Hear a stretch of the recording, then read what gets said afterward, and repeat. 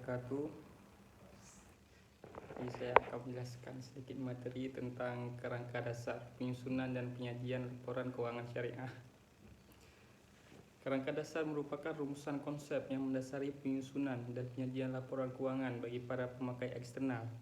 Adanya perbedaan karakteristik antara bisnis yang berlandaskan pada syariah dengan bisnis konvensional menyebabkan Ikatan Akuntan Indonesia mengeluarkan kerangka dasar penyusunan penyajian laporan keuangan bank syariah pada tahun 2002. KDPP LKBS selanjutnya disempurnakan pada tahun 2007 menjadi kerangka dasar penyusunan dan penyajian laporan keuangan syariah. Penyempurnaan KDPP LKS terhadap KDPP LKBS dilakukan untuk memperluas cakupannya sehingga tidak hanya untuk transaksi syariah pada bank syariah, melainkan juga pada jenis institusi bisnis lain, baik yang berupa entitas syariah maupun entitas konvensional yang bertransaksi dengan skema syariah. Kerangka dasar ini menyajikan konsep yang mendasari penyusunan dan penyajian laporan keuangan bagi para penggunanya. Kerangka ini berlaku untuk semua jenis transaksi syariah yang dilaporkan oleh entitas syariah maupun entitas konvensional, baik sektor publik maupun sektor swasta. Tujuan kerangka dasar ini adalah untuk digunakan sebagai acuan bagi penyusun dan standar akuntansi keuangan syariah dalam pelaksanaan tugasnya membuat standar penyusun laporan keuangan untuk mengulangi masalah akuntansi syariah yang belum diatur dalam standar akuntansi keuangan syariah.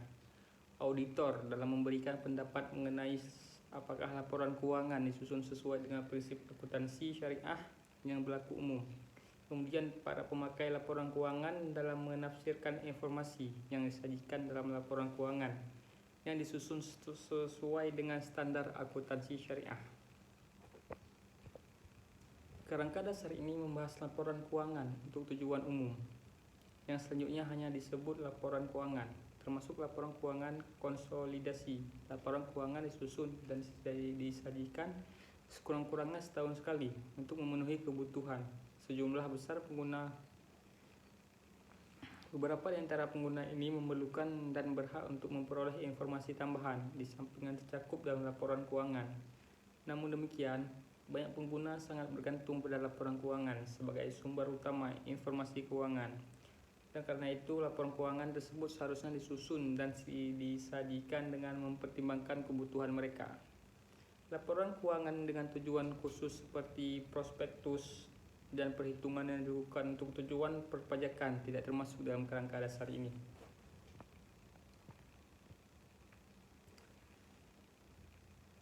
Karakteristik kualitatif berdasarkan SAP. Karakteristik kualitatif laporan keuangan adalah sebagai berikut. Yang pertama, karakteristik kualitatif laporan keuangan mudah dipahami. Suatu informasi baru bisa dikatakan bermanfaat untuk penerimanya jika bisa dipahami dengan baik. Agar laporan keuangan bisa dipahami dengan baik, maka pengguna dianggap sudah mempunyai pengetahuan yang memadai terkait kegiatan ekonomi dan bisnis, serta asumsi dan juga konsep yang menjadi dasar laporan keuangan. Dalam membuat laporan keuangan, ada karakteristik kualitatif laporan keuangan yang harus dipenuhi, yakni mudah dipahami sehingga akan lebih mudah untuk dimengerti oleh para pembaca pada umumnya yang bukan seorang ahli. Namun tentunya kesederhanaan atau kemudahan ini dilakukan bisa mengorbankan relevansi informasi yang harus disajikan, walaupun memang agak kompleks.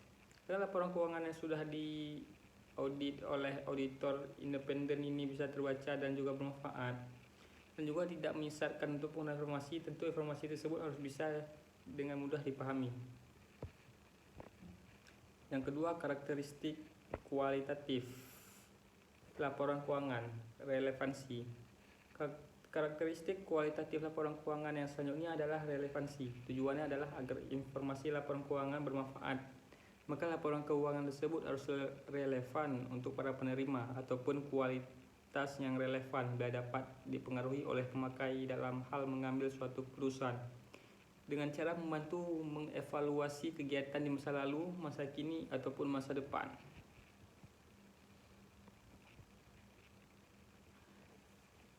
Kemudian karakteristik kualitatif laporan keuangan, materialitas. Materialitas adalah karakteristik kualitatif selanjutnya yang terdapat di dalam laporan keuangan. Materialitas adalah suatu tolak ukur apakah suatu informasi bisa dianggap relevan atau tidak. Suatu informasi akan dianggap material ataupun signifikan jika suatu kesalahan, salah penyajian, atau salah mencantumkan informasi bisa mempengaruhi keputusan ekonomi pengguna informasi laporan keuangan, atau dengan kata lain mampu menyesatkan proses pengambilan keputusan. Kemudian keandalan, reliability. Karakteristik kualitatif laporan keuangan selanjutnya yang tentu harus ada di dalam laporan keuangan adalah keandalan. Bila terjadi suatu penundaan yang tidak semestinya di dalam laporan keuangan, maka informasi yang dihasilkan pun akan kehilangan tingkat relevansinya. Pihak manajemen kemungkinan besar harus mampu menyeimbangkan manfaat relatif antara suatu pelaporan yang tepat waktu dan juga ketentuan informasi yang memang andal. Pihak penyedia informasi yang tepat waktu akan mampu meningkatkan keandalan informasi. Sebaliknya, bila pelaporan dihasilkan pun kemungkinan besar akan menjadi sangat handal, namun menjadi kurang bermanfaat untuk para pengambil keputusan.